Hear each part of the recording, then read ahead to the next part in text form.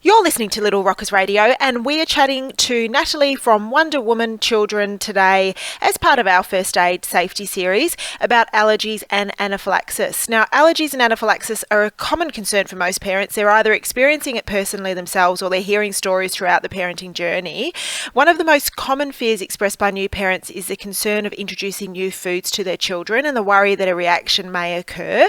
So today we're talking about that. We're addressing the difference between allergy and anaphylaxis, food intolerance versus food allergies, signs and symptoms for you to look out for, and obviously what to do if your child is experiencing an allergic reaction. Hi Nataly, how are you? I'm good, thanks Sarah. How are you going? I'm really well, thank you Nataly. Now let's kick it off. Allergies versus anaphylaxis. What's the difference?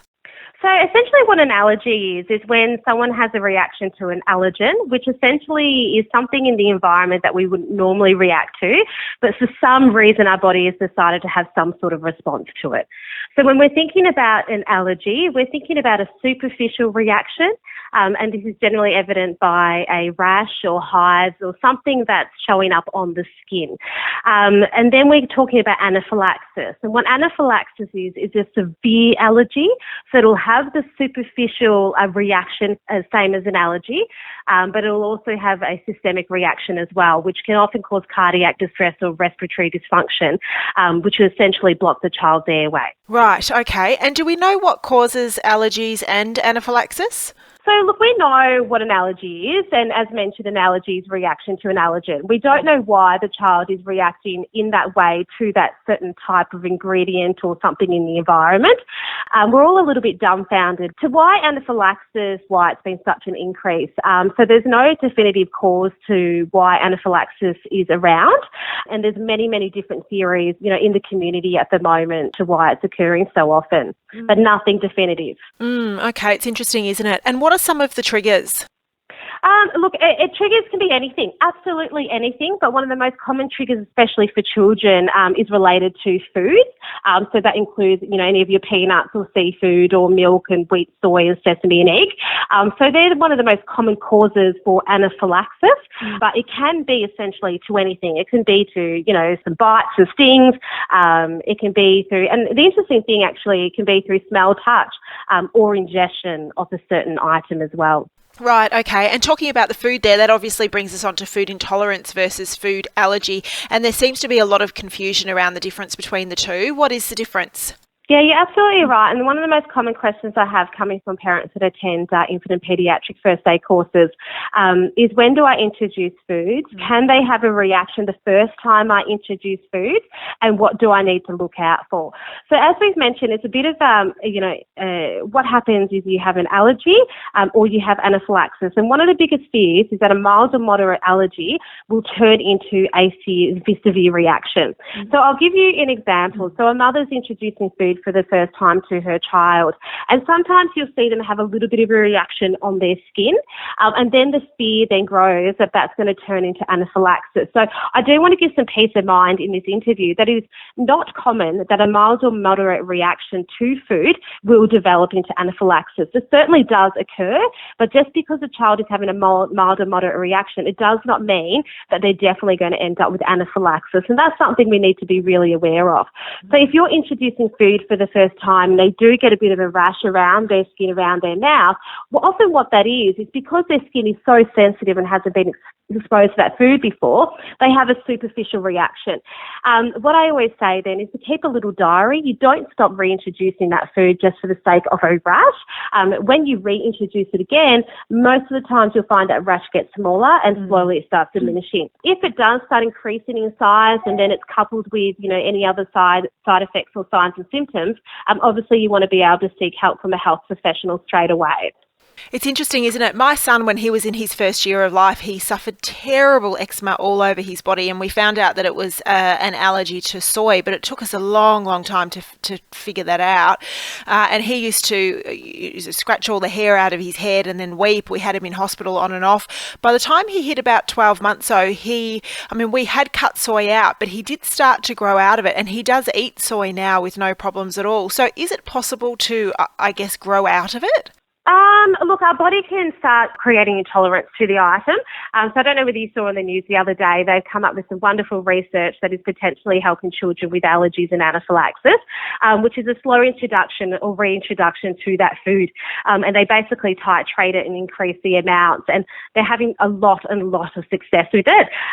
So what we do recommend though, if your child has an allergy or they've displayed anaphylaxis, you do need to see a health professional. It's really good to do that process under their guidance. Yeah. It's something we certainly don't recommend doing at home on your own, but it is definitely possible and it's definitely had good results. Okay, so what are some of the signs and symptoms? So signs and symptoms if they've had a mild or moderate allergic reaction, and then some of the signs and symptoms of anaphylaxis. Yeah, so mild to moderate, let's think superficial again. So there can be swelling, hives or welts, or they can get a tingling mouth as well. Eczema rashes, which you brought up before. There's some mild or moderate reactions and an allergic reaction. Again, I just really want to reiterate that doesn't mean it's going to turn into anaphylaxis, and that generally can be managed quite well. Anything that's more severe than that, so then we start talking about a systemic reaction, is considered a severe allergic reaction, which is anaphylaxis. So it would be all of the swelling, hives, tingling mouth, eczema rashes, but you'll also find that there'll be noisy breathing, potentially swelling of the tongue and tightness of the throat. They could have difficulty talking, wheezing, coughing, and they could possibly collapse and go unconscious. And especially in young children, they can go pale and floppy. Right, okay. And I don't know whether you can answer this. It might be a bit of a funny question. I've found quite often, say my daughter has something to eat that she's never had before, which has only ever happened once or twice, but just say, for example, she has something to eat she's never had before. She says to me, "Mum, my mouth's a little bit tingly." My initial reaction is, "Okay, sweetheart, don't take another bite, have a sip of water, we'll wait 5 minutes and see whether it leads to anything more sinister." Is there a time frame that you should wait if they have had a slight allergic reaction and you just want to be careful that it's not going to lead on to anaphylaxis? Yeah, absolutely. So first thing is always take notes. If there's someone that's diagnosed with anaphylaxis, so they've gone to the doctor, they've had periods or episodes where they have gone unconscious and they've had exposure to that food, you need to call 000 straight away. I do often hear a lot in the first aid community that, "Oh no, but it takes 10 minutes for my reaction to kick in," or "I know from previously in the past it took 20 or 30 minutes before I really needed help."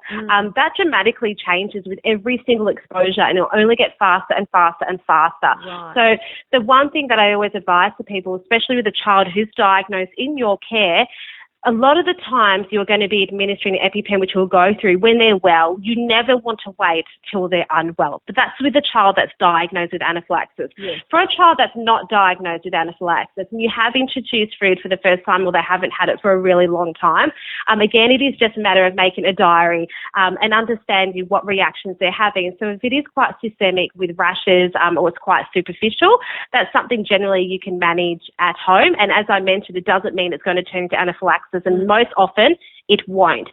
However, if you've got a child in your care that then turns around and says, "I'm having struggle breathing," or their lips are swelling, or they're feeling, they're getting abdominal pain, I would essentially recommend to be calling 000 because those signs and symptoms are showing that potentially it is developing into anaphylaxis, and that does lead to a child being unconscious, and there can be really dire circumstances for not following that up properly.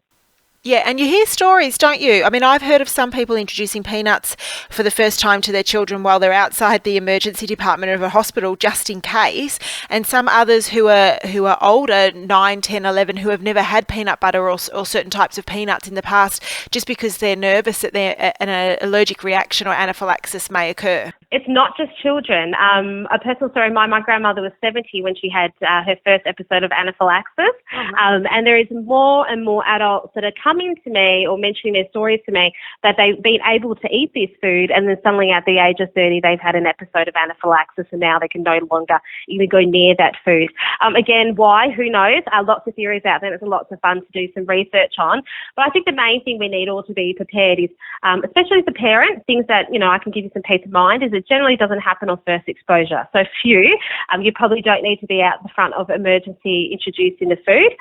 The second thing to note, especially when it's related to food, is that the reaction can take 1 to 2 hours. Now, that's not a general guideline, but their first reaction can take 1 to 2 hours, and it's usually with ingestion. So you have a little bit of time to be able to get it with their first response if they're going to get anaphylaxis. And the third thing is, majority of the cases, when it's just a mild or moderate allergic reaction, does not turn into anaphylaxis. And I think that's where the panic is. Yes. If their child has had some sort of slight reaction before, they're extremely scared to reintroduce that food. And sometimes we can self-diagnose our children with anaphylaxis because of that. So there was a period of time where we were EpiPen friendly and everyone was getting an EpiPen just in case it turned into anaphylaxis. And the medical and health industry are really taking a step back now, because the problem is the minute we have that pen in our hand, we diagnose it with anaphylaxis, and a lot of it was just given just in case. And they are finding it rarely develops into anaphylaxis. So it is parents, hopefully they have some peace of mind that it's certainly not going to be on first exposure. Very, very rarely. Okay. Now, if someone does have a mild or moderate allergic reaction, we obviously need to talk first aid. What are some of the actions that we take? So mild or moderate allergic reaction, we think superficial again. So we've got our rashes, our hives and our welts. Essentially what we want to do at that point is we want to stay with that person and we want to note what's happening to them. If they have any medications prescribed, because some children do have antihistamines, you want to be able to get any prescribed medications. You do want to call for help. So whether you feel you have, you can call 000 for help if you feel like it is getting worse and worse. And what we also ask to do, if there's an adrenaline auto-injector available, your EpiPen, is to have access to it. And the really cool thing at the moment is EpiPens can be sold without a script at chemists, and anyone with anaphylaxis is advised to have one for themselves, and childcare centres are advised to have spares. So we're hoping that there's more available for people if they do, were to have their first reaction. So that's basically, and contact a parent and guardian if you are caring for another child. So that's what we want to do for mild and moderate allergic reactions. Okay, and what about anaphylaxis? What's our actions for that? So anaphylaxis, if it's the first time a child's had anaphylaxis, unfortunately, if it does, get worse and the child's unconscious and the airways, essentially your airway closes over with anaphylaxis, you're going to have to administer CPR. There's no other solution other than that, and that's where we really recommend anyone that's caring for a child or infant to know how to do CPR. Even if it's not your own child, it's great to know for someone else's child. If you do have access to an EpiPen, which essentially is just adrenaline, which opens their airway and allows them to breathe through the reaction. You need to administer the pen straight away, and we actually advise to do that before you call 000 because it is so urgent that we administer it. You would administer the pen straight away and then call 000. And if you have another EpiPen and you require one later, you can administer that. So what I mean by that, adrenaline doesn't stop the reaction. Essentially what it does, it keeps it at bay and allows the child to survive the process. Right. To be able to stop your body from having that reaction, it can take 1 to 2 days. So the adrenaline and the purpose of the EpiPen is just to enable that person to breathe. So if you administer the EpiPen and all the signs and symptoms go away, 5 minutes later the airway might start closing over again and you are then required to give another EpiPen. And once they go into the care under the paramedical or hospital, they're given regular adrenaline until their body stops reacting to whatever they're having a reaction to. Right. So the rule of thumb is if you're administering an EpiPen, then you're definitely dialing 000 straight after. You're definitely dialing 000 straight after because the EpiPen will not fix anything. You cannot go home. And you'd be surprised, certainly that does happen because people feel it's like a medication. It's going to fix it. It certainly does not fix it. So, again, alongside CPR, everyone should know how to use an EpiPen, which we can run through in our courses or any first aid courses. Or some chemists do have testers available, and if, you are worried about it, they might be able to assist you. But parents can always contact us and we can let them know or give them some further advice on how to use the EpiPen. Okay, and the other thing that you have down here is to lay the person flat. So if the breathing is difficult, to allow them to sit or lay down, but don't allow them to stand or walk around at all. Absolutely, yeah, that's a big one. So I'm so glad you brought that up. Laying the person flat is absolutely vital to the difference between whether they're going to go unconscious or not, to be honest, in an anaphylactic reaction. They have found that if we do, for example, try and walk the child to the car or walk them to the couch to rest, just that movement alone can progress the anaphylactic reaction quite dramatically. Okay, if people want to find out more, obviously you run the family first aid courses and people can find out a lot more about that at your website, which is wonderwomanchildren.com. They can also go to the Australian Society of Clinical Immunology and Allergy, which is at www.allergy.org.au. But as you said throughout the interview, if there's any questions or people are wanting to find out more, get in contact with you at wonderwomanchildren.com. Thanks so much, Sarah. That was Nataly from Wonderwoman Children on Little Rockers Radio. Thanks for listening.